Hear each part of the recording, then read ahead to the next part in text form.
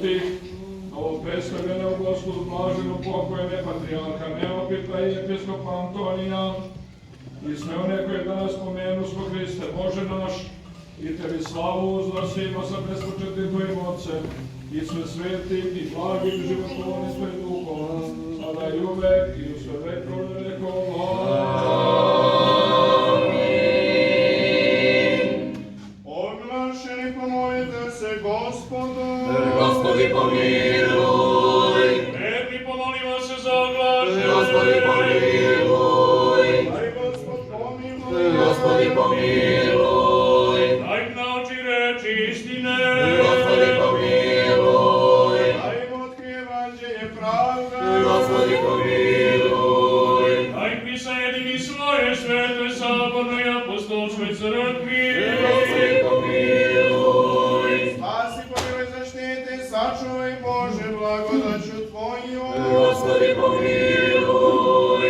Oglašeni glave sve Gospodu priklonite.